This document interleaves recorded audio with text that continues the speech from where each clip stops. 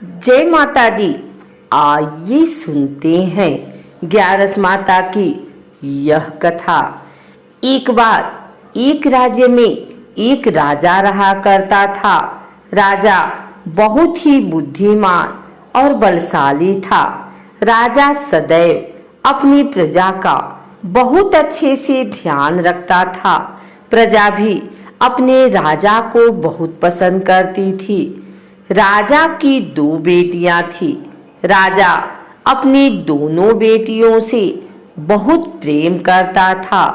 राजा की छोटी बेटी देखने में बहुत सुंदर और आकर्षण थी और राजा की बड़ी बेटी छोटी बेटी के मुकाबले थोड़ा कम सुंदर थी। राजा की छोटी बेटी ग्यारस माता की पूजा किया करती थी और सभी लोग राजा की छोटी बेटी से बहुत प्रेम करते थे और बहुत प्रशंसा किया करते थे। राजा भी अपनी छोटी बेटी को बड़ी बेटी से अधिक प्रेम करता था, जिस कारण राजा की बड़ी बेटी को अपनी छोटी बहन से बहुत नफरत होने लगी थी।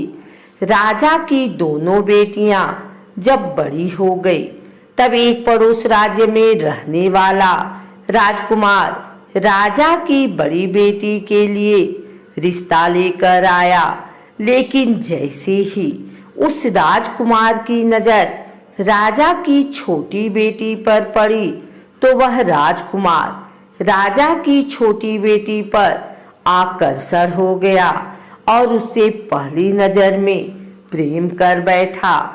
उस राजकुमार ने राजा की बड़ी बेटी के साथ विवाह करने से मना कर दिया और उसने राजा से कहा कि मैं आपकी छोटी बेटी से विवाह करना चाहता हूँ। जिसके बाद राजा की बड़ी बेटी यह देखकर अपनी छोटी बहन से बहुत क्रोधित हो गई और राजा की बड़ी बेटी ने अपनी छोटी बहन को अपना सबसे बड़ा दुश्मन मान लिया। राजा की बड़ी बेटी ने अपनी छोटी बहन से बदला लेने का निर्णय लिया, जिसके लिए उसने अपनी छोटी बहन को जान से मारने का प्लान बनाया। राजा की बड़ी बेटी ने अपनी छोटी बहन को मारने के लिए सबसे पहले एक लड्डू में जहर मिलाकर अपनी छोटी बहन को दे दिया और उसको लड्डू खाने के लिए कहा। लेकिन लड्डू खाने के बाद भी छोटी बहन को कुछ नहीं हुआ। बड़ी बहन यह देखकर बहुत आश्चर्यचकित हो गई, लेकिन बड़ी बहन ने हार नहीं मानी और उसने जब रात में छोटी बहन अपने कमरे में सो रही थी, तब एक मटके में सांप रखकर उसके कमरे में छोड़ दिया। लेकिन सांप भी छोटी बहन का कुछ नहीं कर पाया। जिसके बाद बड़ी बहन ने अपनी छोटी बहन से कहा कि चलो हम लोग कुएं में से पानी भर कर लाते हैं। जिसके लिए वह अपनी छोटी बहन को पानी भरने के बहाने कुएं के पास ले गई और उसने अपनी छोटी बहन को कुएं में धक्का दे दिया। लेकिन छोटी बहन को तब भी कुछ नहीं हुआ, क्योंकि हर बार ग्यारस माता उसकी रक्षा कर रही थी और उधर बड़ी बहन अपने सारे प्रयासों के बाद असफल हो रही थी, जिससे वह बहुत क्रोधित होती जा रही थी। फिर उसने अपनी छोटी बहन के पास जाकर उससे खुद ही पूछा कि मेरी छोटी बहन, तुमको पता है भगवान ने सबकी मृत्यु एक निश्चित समय पर लिखी हुई है और कैसे तुम्हारी मृत्यु होगी, क्या यह तुम जानती हो? तब छोटी बहन ने अपनी बड़ी बहन को बताया कि हाँ, मैं तो जानती हूँ मेरी मृत्यु कैसे होगी। छोटी बहन से यह सुनकर बड़ी बहन मन ही मन बहुत प्रसन्न होने लगी और उसने अपनी छोटी बहन से कहा कि तो मुझे अपनी मृत्यु का राज बताओ। छोटी बहन ने अपनी बड़ी बहन से कहा कि मेरी मृत्यु तो एक तोते में है, जो तोते के गले में एक हार है, उससे मेरी मृत्यु होगी।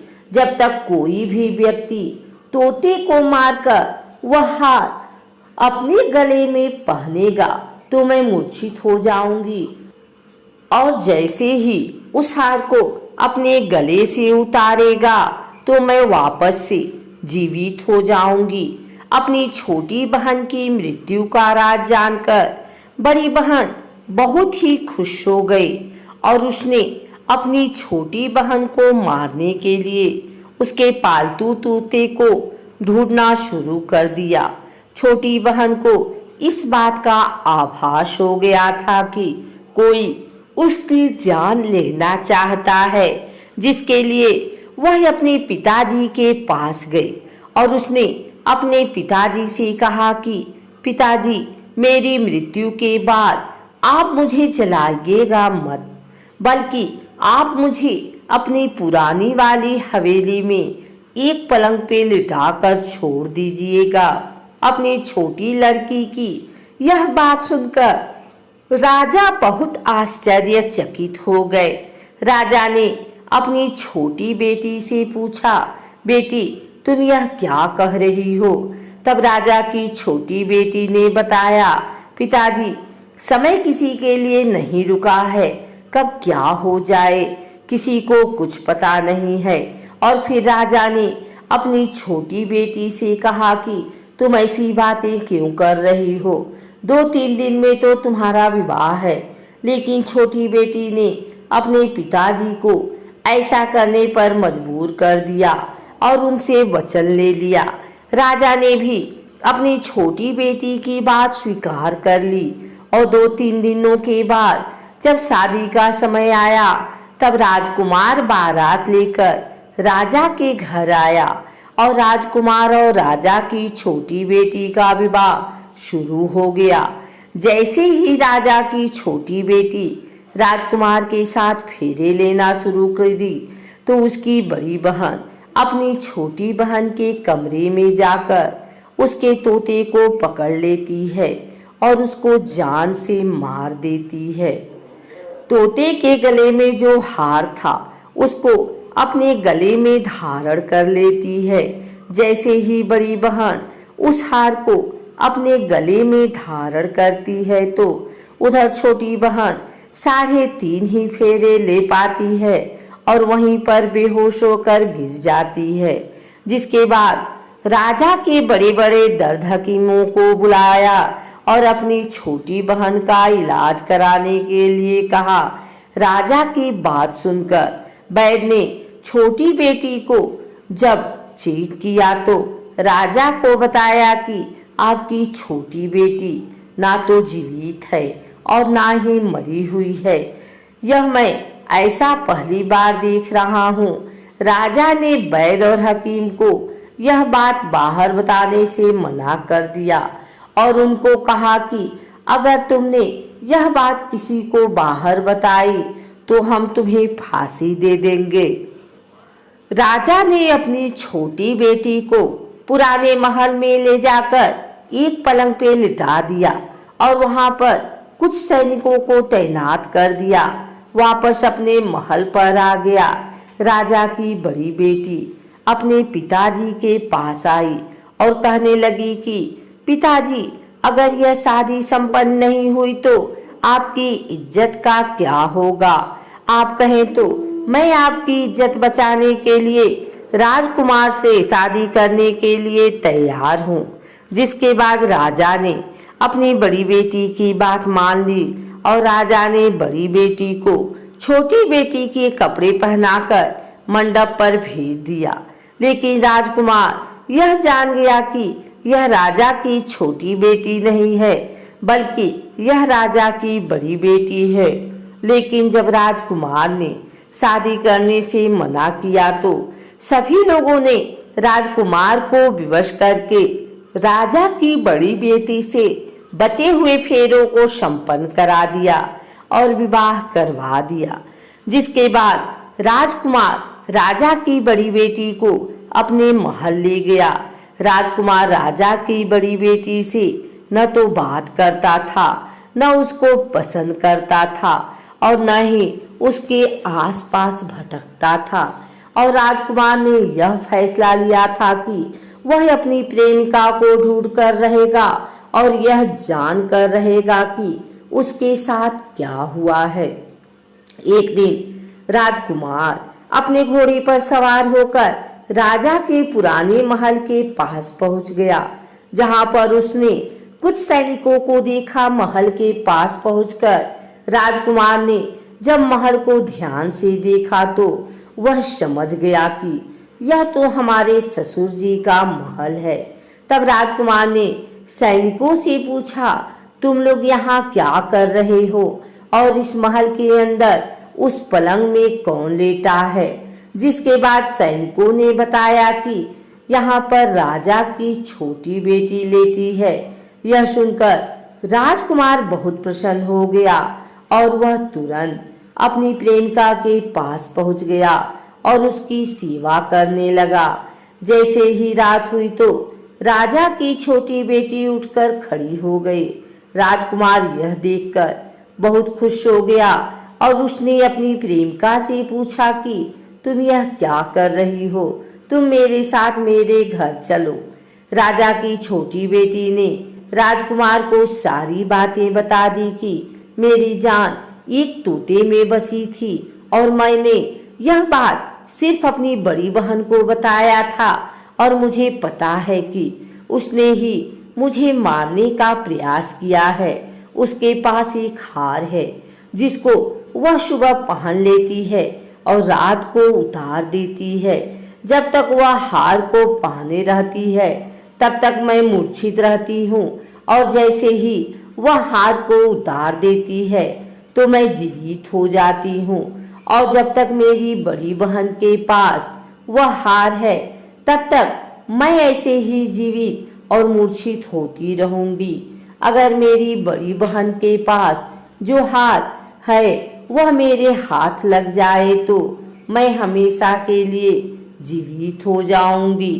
राजकुमार यह बात सुनकर राजा की छोटी बेटी के पास रहने का निर्णय ले लिया और उसने अपने बचे हुए सारे फेरे उस पलंग में लेटी राजकुमारी की छोटी बेटी के साथ कर लिए और अपना विवाह पूर्ण कर लिया और वहीं पर ही रहने लगा। देखते ही देखते कुछ समय बाद राजा की छोटी बेटी और राजकुमार की पत्नी पेट से हो गए।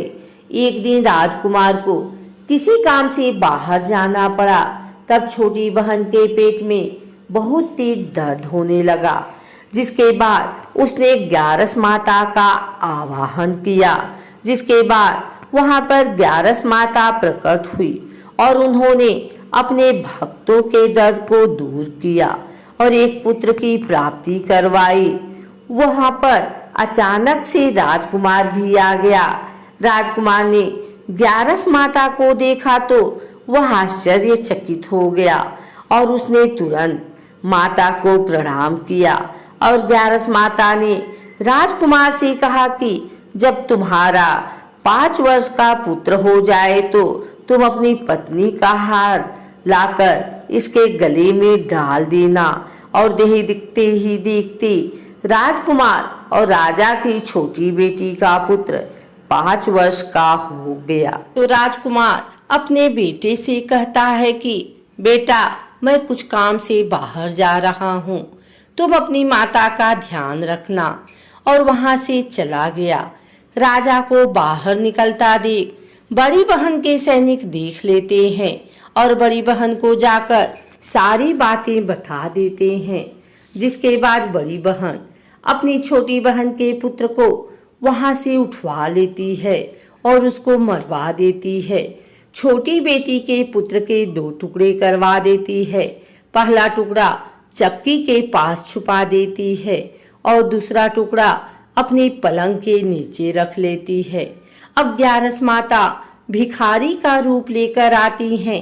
एक भिखारी का रूप देखकर बड़ी बहन के पास चली जाती हैं, जिसके बाद वहां पर भिक्षा मांगने लगती हैं।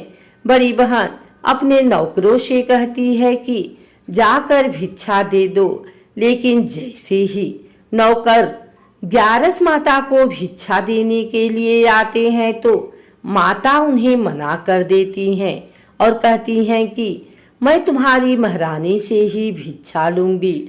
जिसके बाद बड़ी बहन स्वयं ही भिक्षा देने के लिए माता के पास आती हैं। तब माता एक बिल्ली का रूप लेकर उसके कमरे में चली जाती हैं और वहां पर छोटी बेटी के पुत्र के 2 टुकड़े को आपस में जोड़ देती हैं और उसे जीवित कर देती हैं। उसे वहां से ले जाती हैं। राजकुमार अपने बेटे को लेकर अपनी पत्नी के पास जाता है और उसे कहता है कि तुम इसका ध्यान रखना। अगर तुम इस बच्चे का अच्छे से ध्यान रखोगी तो मैं तुमसे बात करूंगा। एक दिन राजकुमार अपने बच्चे से कहता है कि तुम मम्मी से उनके गले का हार मांग लो। जिसके बाद राजकुमार का लड़का अपनी मम्मी के पास जाता है और कहता है कि मम्मी, मुझे तुम्हारा हार चाहिए जो तुमने गले में पहन रखा है। यह सुनकर पहले तो बड़ी बहन बहुत क्रोधित होती है, पर उसको यह याद आता है कि राजकुमार ने कहा था कि अगर मैं इस बच्चे का ध्यान अच्छे से रखूंगी तो वह मुझसे बात करेंगे। जिसके कारण वह उस बच्चे को दे देती है हार और तुरंत हार को लेकर बच्चा अपने पिताजी को दे देता है। और तभी राजकुमार अपने बेटे को लेकर वहां से जाने लगता है और अपनी पत्नी से कहता है कि तुम हमारे लिए खाना बनाकर रखना, मैं शाम को आकर तुम्हारे साथ खाना खाऊंगा। और अपने बेटे को लेकर वहां से चला जाता है। जिसके बाद वह राजा के पास जाता है और उनको सारी बातें बता देता है।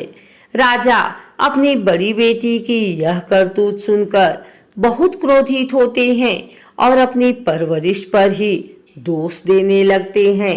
राजकुमार को अपनी छोटी बेटी के साथ रहने के लिए आदेश देते हैं।